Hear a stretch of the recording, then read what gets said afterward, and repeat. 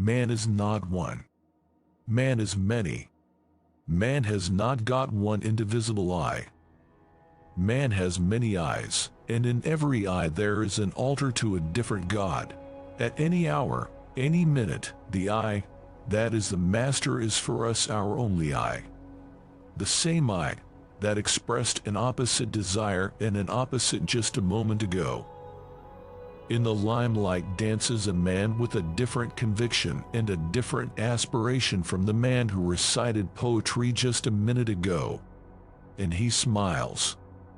He smiles because he feeds on the light, and he dances because that is what he does. But in every eye we find the same dogmatic certainty that the truthfulness of their course is not to be questioned. We all live in our last eye. The eye with the upper hand, and what decides which eye is in control is just another accident. An electrical discharge resulting from an external shock suddenly deviates the spotlight to a different eye. In the limelight dances another man to a different tune to the man who danced just a minute ago. They have never met and don't know of one another, but they both influence the outcome of the play, each one governed by its own desires and needs.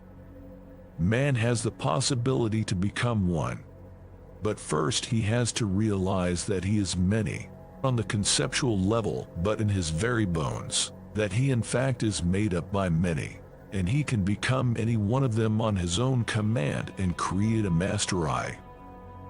But just because we aren't aware of the eyes momentarily suppressed, they are still very much present, some working in alignment with the emerged eye, but some not only not working in alignment, but in absolute defiance. We focus on objects that become our whole consciousness.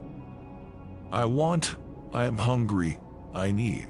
When we say I, we mean our whole, but the part of you that says I is a very small fraction of the whole.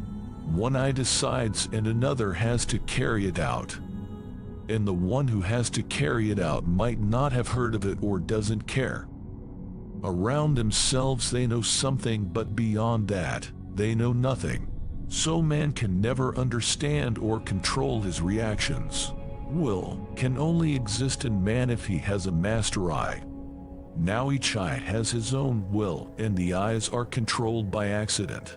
We are surrounded by and educated in lies about imaginary powers we do not possess. Therefore we cannot be any different from what we are. We are a product of lying. The only thing the eyes has in common is that they are all mechanical. From one moment to another, from one feeling to the next, man always says I.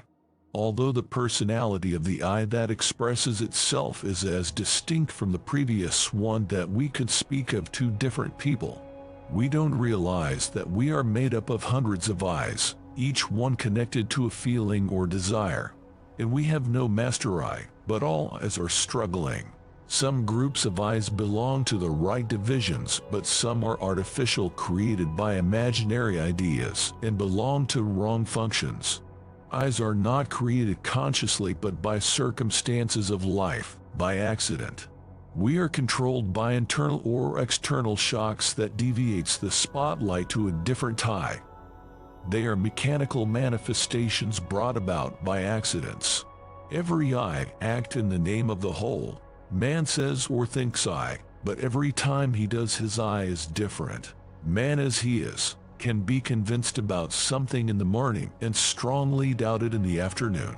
He can be interested in something 1 minute and lack interest the next. He can make hasty decisions based on a need, and then change his mind when the urge of the need is gone. But nothing really happened.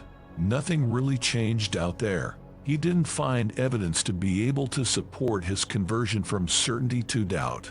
Something in him changed. He didn't suddenly feel indifference to what interested him because the nature of what attracted him changed, but he changed. And as long as he would stay the same, so would his desires, his character, and everything about him. The problem is he only stays the same for a very short while. You could be deeply identified with, or attached to an object and within a couple of hours be completely detached from the same. You can know something for certain in the morning and know nothing about it in the evening. All of those states are a part of the range of things we say I to, yet when we say I, we are referring to the whole of us, although the part of us that said I is a very small fraction of the whole. There is not something inherently wrong with any of the previous statements. They are not true or false, good or bad.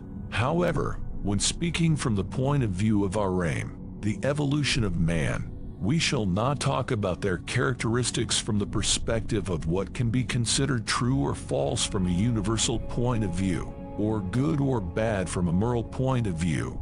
Such discussions are outside the scope of this channel. Instead, we shall weigh everything in the light of the possible evolution of man, and in the perspective of the same, we shall talk about what is useful and harmful. The sensation of oneness has been an evolutionary advantage for the individual and society, but isn't anymore. How can we be different from what we are when we are educated in these lies? Man is asleep with his eyes wide open.